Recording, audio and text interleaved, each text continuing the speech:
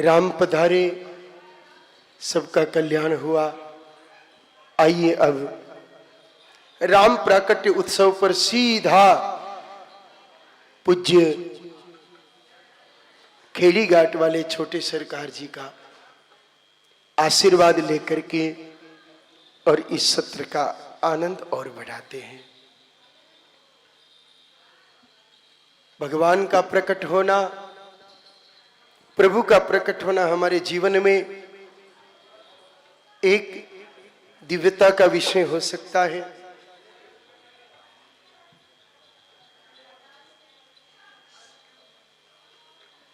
और उस दिव्यता में आनंद और तब बढ़ जाएगा जब पूज्य खेड़ी घाट वाले महाराज जी का दिव्य आशीर्वचन हम सब को प्राप्त हो जाएगा।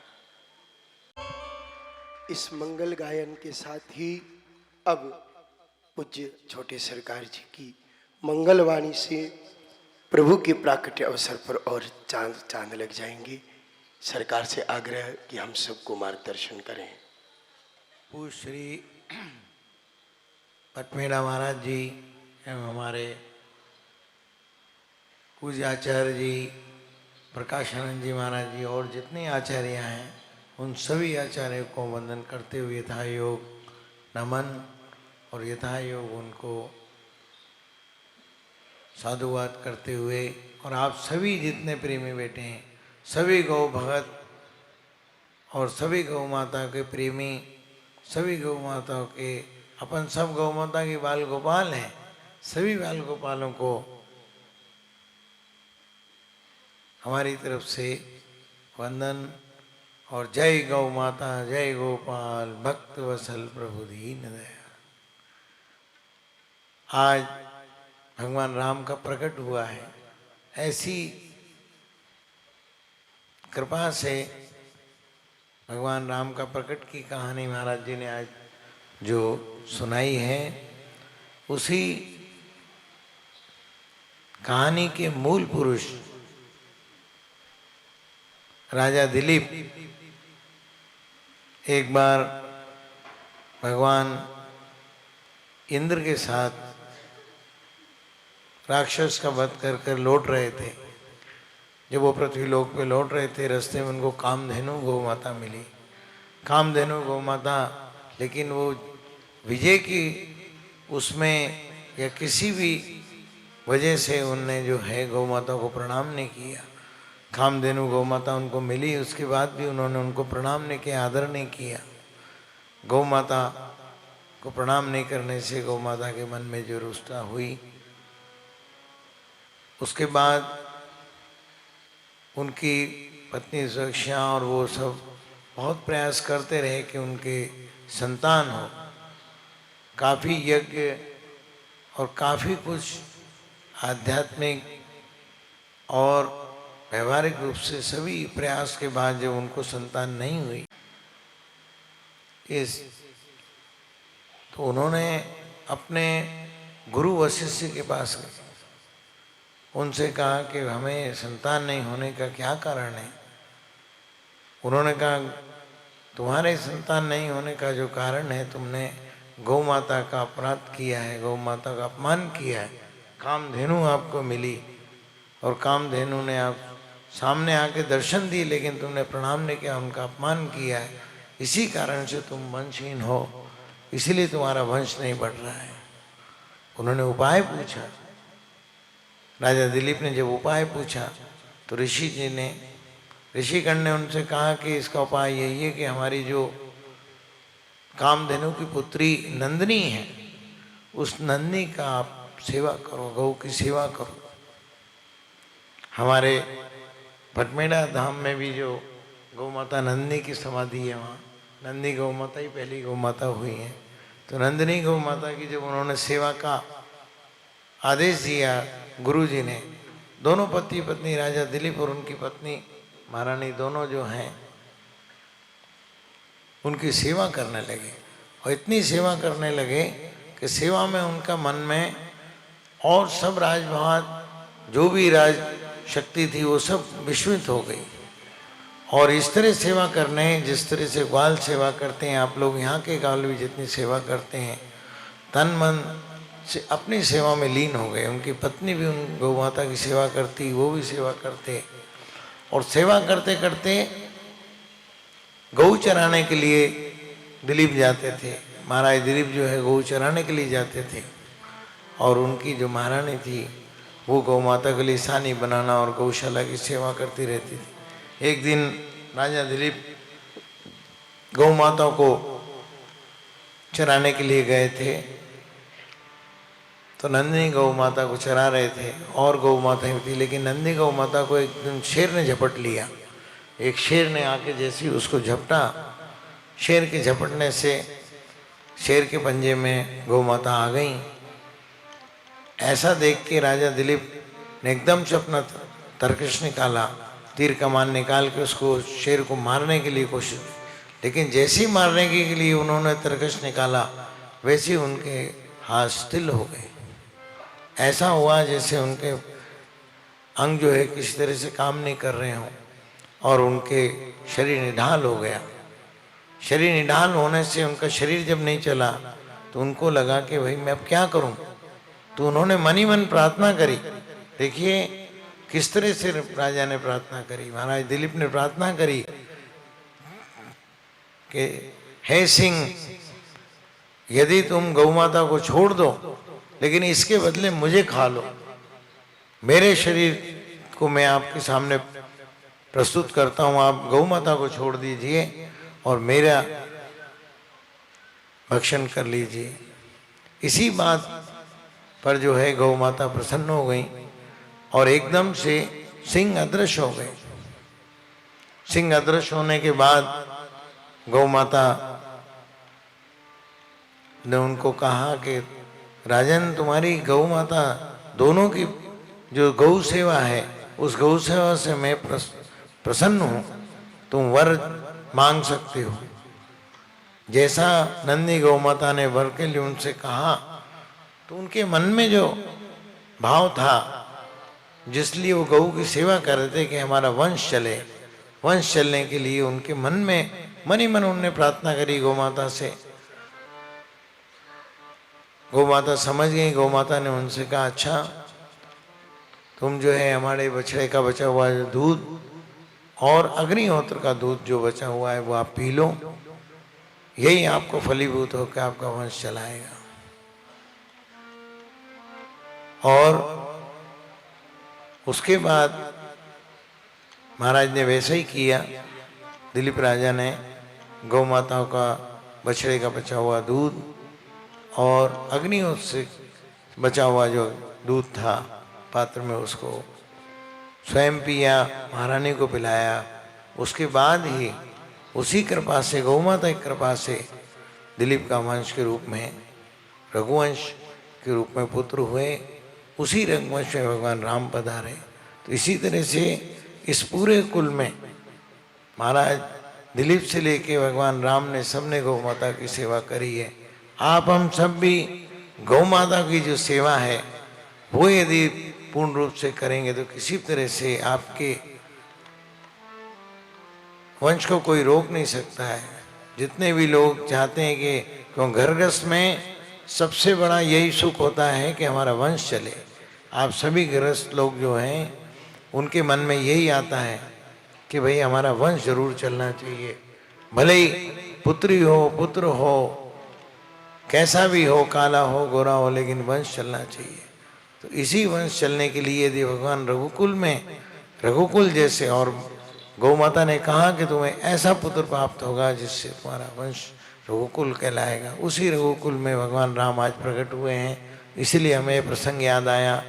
इस प्रसंग की कथा जो है हमें यही शिक्षा देती है कि हम जो है गौ माता की सेवा ऐसी करें जिस तरह से भगवान राम की कुल में, रघुवंश में, रघुवंश चलाने के लिए गौ की सेवा से रघुवंश, सुरभि की कृपा से, नंदी गौ माता की कृपा से रघुवंश की उत्थान हुआ। उसी तरह से आप हम सब के लिए भी गौ सेवा की निष्ठा, गौ सेवा जो है आप सबके वंश को बढ़ाती रहेगी।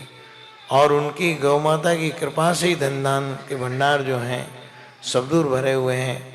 हम सब के धनदान के भंडार गौ माता की कृपा से ही भरेंगे।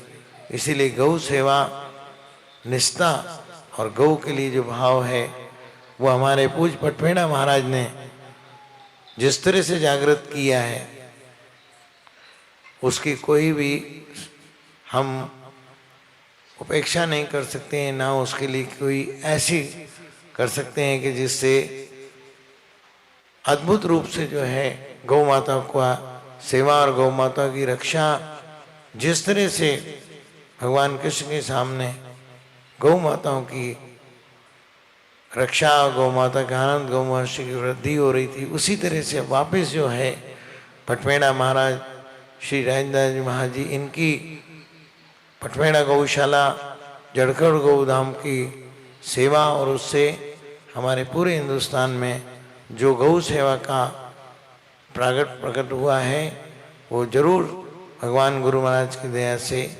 और भगवान ठाकुर जी की कृपा से वापस जो है गौवंश हमारे लिए उसी तरह से, जिस तरह से भगवान कृष्ण के समय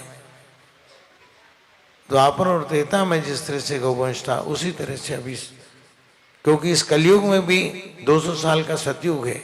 ऐसा लग रहा है कि वो सतयुग का समय जो है, जो कलयुग में जो 200 साल का सतयुग बताया गया है वो समय शायद शुरू हो रहा है। इसीलिए गौ माता की सेवा के लिए हमारे यहाँ पर पटवेड़ा जैसे महाराज, राजेंद्र जी महाराज जैसे महाराज प्रकट हुए हैं और उनके कारण से वापस इस कलयुग में 200 साल का जो सतयुग बताया गया उसकी शुरुआत हमें लग रहा है कि अब हुई है और इन्हीं गौ माताओं के अभ्यारण्य से इसकी शुरुआत हुई है।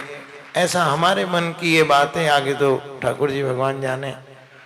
जय गौ माता जय गोपाल भगवान प्रभु दीन दयाल। जय गौ माता जय गोपाल भगवान प्रभु दीन दयाल। जय गौ माता जय गोपाल जय गौ माता जय गोपाल भगवत दीन दयाल।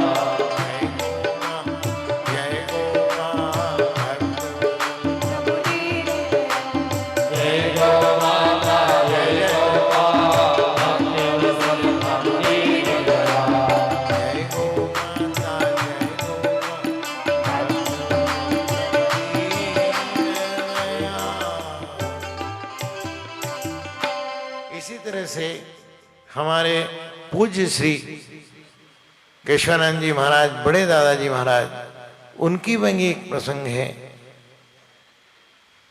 जब वो बिल्कुल साईं खेड़ा में प्रकट हुए तो गौ माताओं को चराते थे। गौ माताओं को, जो गांव की गौएं थी, जंगल में चले जाते दादाजी, धोनी वाले दादाजी केशवानंद जी महाराज जी, और गौओं को चराने लग जाते। गौ चराते चराते और जहाँ साईं खेड़ा में दरबार अपना बनाया नया, वहाँ एक आम का झाड़ था, आम के झाड़ में पोलापन था, उसके अंदर बैठ जाते। गौ को चराते चराते वहाँ अपना गौ का डंडा लेके बैठ जाते और वहाँ बैठ के और गौ माता किससे बातें कर करते थे इस तरह से, इधर आओ गौ, अच्छा उनका नाम लेके बोलते, किसी का नाम गौ का रख देते। ऐसा लीलाएं उनकी प्रकट होती रहती। हालांकि उनकी लीलाएं बड़ी अटपट थी। बड़े दादाजी की लीला हमारे यहाँ इस तरह धुनी वाले दादाजी की परंपरा में हुई है, गाली देना और डंडा मारने से वो जो है जन कल्याण करते थे। जिसको गाली दे दी, डंडा मार दिया, उसका सब काम हो जाता था। तो उसी तरह से, लेकिन मूल रूप से दादाजी की इन सब लीलाओं से पहले गौएं चराना, गौओं के साथ रहना उनका, और उसी तरह से गौ रूप से गौ सेवा जो है हमारी पीढ़ी में भी धुनी वाले दादाजी ने करी, और गौ माता की सेवा से ही उनकी जो है वाणी सिद्ध हुई है। इसी तरह से आप सब के लिए भी हमारा यही मन है कि गौ माता की सेवा आप करें। देसी गौ माता की जो सेवा है उसी से आपका जीवन का कल्याण होगा। इसी में कल्याण निहित है कि आप गौ माता की सब सेवा करें और मन से करें। सिर्फ इसलिए नहीं करें कि यहाँ से कहा जा रहा है, मन से करें। आपका मन हो सेवा करने का, और मन जब होगा तो वो आप उससे हट नहीं सकते। इसलिए ऐसा मन आपका बने कि उस मन से आपकी सेवा होती रहे। तन से इतनी नहीं भी हो सके, समय ना भी मिले, लेकिन मन से भाव ये आपके आए कि मैं गौ सेवा करूंगा, गौ सेवा करूंगा, ये यदि मन में भाव आया तो अपने आप ऐसा प्रसंग, ऐसा मौका मिलेगा कि आपको गौ सेवा मिलेगी। मन में यदि भाव आता है तो उसके लिए तन और साधन से गुरु महाराज आप तैयार करते थे। हमारे गुरु महाराज कहते थे महाराज जी कि जो मन से तैयार रहो, तन और साधन से हम अपने आप तैयार कर लें। तन और साधन अपने आप हम कर लेंगे, मन से तैयार हो। यदि आप मन से तैयार हो, तन और साधन से गुरु महाराज अपने आप तैयार कर लेते। तो आप हमके सबके सदगुरु जो हैं, भगवान ठाकुर जी, जो जिसको मानता है भगवान को मानते हैं, ठाकुर जी को गुरु को मानते हैं, वो तन और साधन से अपने आप आपको तैयार कर देंगे। लेकिन मन रूप से आप गौ सेवा के लिए अग्रसित हो, यही हमारी आपसे इच्छा है। ओम सहस्रेखा पुरुका सहस्त्राक्षा सहस्त्रपाद सबोमिगुम सर्व प्रतितत सांगुलम मा पुरुकये वेदगुम सर्वं यद्भूतं यज्वाजं ऋतामृततचैसानुचदन्नेनातिरो एतावान् शमैमन्तौ जायाशवुर् पादौष विश्वाभूतानि त्रिपादस्यामृतं दिमि त्रिपादौ दौदित्पुर् पादोषेया भमत्पुनः तदौ विक्रम्य कामशासनानसन सजातौ वतरिच्यवत भूमिमत तस्मात् जगन्नाथ सर्वभूता संभगम्भगजाज्ञ असो संचग्रैवार्ज्ञानारण्याग्राम्यास तस्मात् जगन्नाथ सर्वभूतरिच्य सामानि जनिगे चन्द्राघोष जग्निरे तस्मात् अजायत तस्मात् अजायन्त केचो मया दतः गावो जग्निरे तस्मात् जाता अजावयः तं जग्नं परीक्षिवक्षं गुरुगञ्जातमग्रतः येन देवा अयजन्त साध्या प्रगयश्च जेजत्पुरुखं यदधो प्रतिदाव्य कल्पयन् मुखं किमस्यासि किमाहो किमो रूपादा उच्यते ब्रह्मणोऽस्य मुखमासीत् बाहो राजन्यः कृतः ऊरो तदस्य यद्वैश्यः पद्माङ्कुशोद्रो अजायत चन्द्रमा मनसो जातचक्षोः सूर्यो अजायत श्रोत्राद्वायश्च प्राणश्च मुखादग्निरजायत नाभ्या आसीदन्तरिक्षगुं श्रीष्णो द्योः समवर्तता पद्भ्यां भूमिर्दिशः श्रोत्रा तथा लोकान् कल्पयन् यत्पुरुषेण हविगा देवा यज्ञमतन्वत वसन्तो शासिग्राजन्रिग्मलिद्मः शरद्धविः सप्ताश्वासन् वरिदयसे सप्तविधकृताः देवा जगनन्तन् बाणा अवघ्नन् पुरुषं पशुं जज्ञेन गणमयजन्त देवा स्थानि धर्माणि प्रथमान्यसन्न ते अनागं महिमानः सजन्त यत्र पूर्वे साध्याः सन्ति देवाः। श्री गौरी शंकर। भगवान राम का आज प्रकट हुआ है, और जब भगवान राम का प्रकट हुआ, जब भी इस पुरुष स्तोप से उनका पूजन हुआ था, आज भी पुरुष स्तोप से हम उसका समापन कर रहे हैं। और महाराज जी से निवेदन है कि महाराज जी आगे कथा का विश्राम या जैसे भी आगे कथा की खूब कृपा की पूज्य छोटे सरकार ने, और पुरुषोक्त के साथ हम सबको आशीर्वाद दिया। सरकार का जो जीवन है वो अद्भुत और अलौकिक है।